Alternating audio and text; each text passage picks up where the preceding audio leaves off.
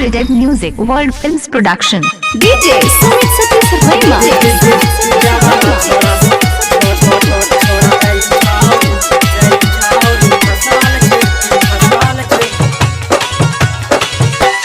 पता न चले छै रे पता न चले छै कितना के ले छै डीजे वाला छोरा से ई छौरी फसल छै डीजे वाला छोरा से ई छौरी फसल छै डीजे वाला छोरा पता न चले छै रे पता न चले छै कितना के ले छै डीजे वाला छोरा डीजे वाला छोरा से ई छौरी फसल छै डीजे वाला छोरा से ई छौरी फसल छै डीजे वाला छोरा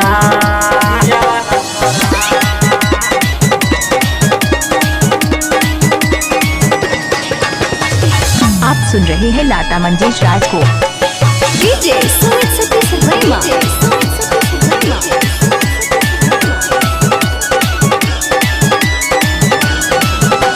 करे छा छोरी ऑपरेटरा सब आगे डीजे वाला छोरा सब कर दे तो घाट गे करे छा छोरी ऑपरेटरा सब बात गे डीजे वाला छोरा सब कर दे तो घाट गे सबके नजरिया से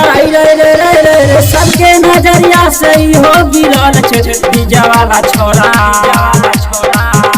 डीजे वाला छोरा से ई छौरी फसल छै डीजे वाला छोरा से ई छौरी फसल छै डीजे वाला छोरा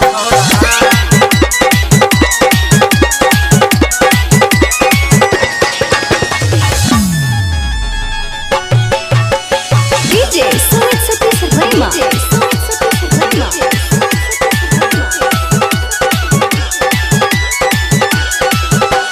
डीजे बजल को जहिया दीदी के बारात में कहिए देखल को छोरी तोरा गे रात में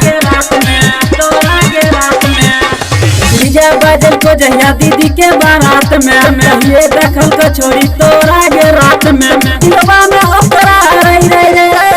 दिलवा में ओकरा तो ये सब हसल छै डीजे वाला छोरा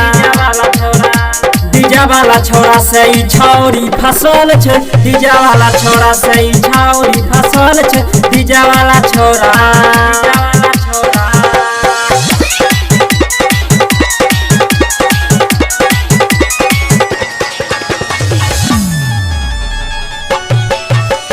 DJ Sumit Satish Verma.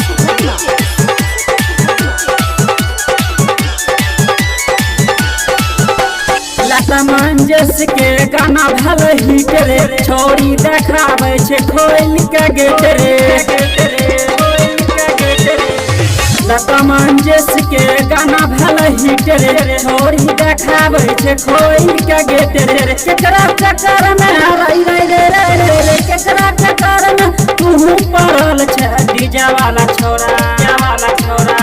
DJ वाला छोरा से ई छौरी फसल छै डीजे वाला छोरा से ई छौरी फसल छै डीजे वाला छोरा